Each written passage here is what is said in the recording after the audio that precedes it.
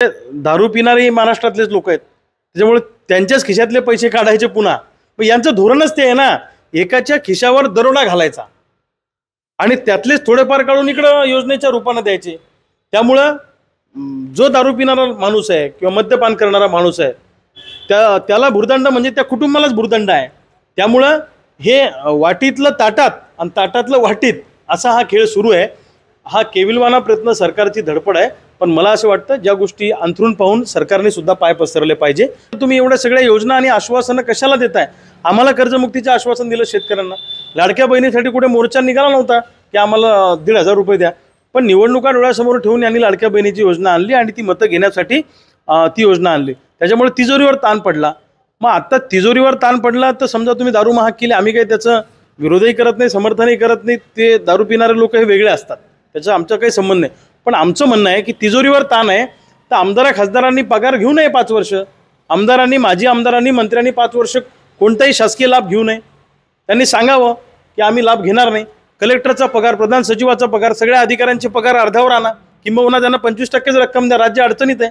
जसा देश अडचणीत आला की तिकडे जवान भारत पाकिस्तानशी युद्ध करतात, तेव्हा जवान लढतात आमच्या सीमेवर, इकडे शेतकरी लढतोय. मग आज राज्य संकटात असताना आमदार खासदार कसे काय मजेत चाललंय, त्यांचं मंत्र्यांचं मस्त चाललंय, सरकारी खर्चातून सगळं होत चाललंय. तर आमचं म्हणणं आहे की आमदार खासदारांचे 5 वर्ष पगार थांबवा आणि दुसऱ्या बाजूला कलेक्टर असतील, अधिकारी असतील, त्यांचंही जरा मोठ्या अधिकाऱ्यांचे पगार थांबवा आणि तो पैसा इकडे उपयोगात आणा.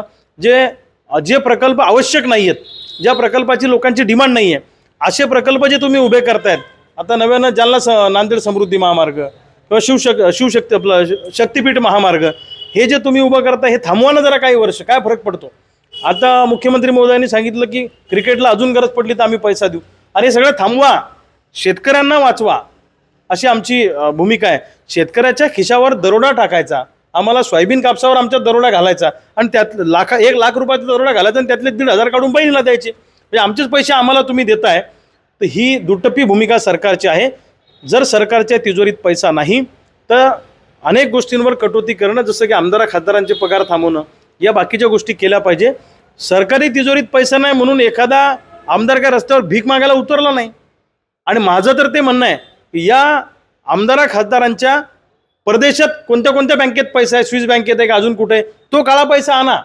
या आमदार खासदारांच्या प्रॉपर्ट्या चेक करा आणि जास्त प्रॉपर्ट्या किंवा आवाजवी प्रॉपर्ट्या ज्यांच्याकडे आहेत त्यांचा पैसा या तिजोरीत आणून लोकांना मदत करा.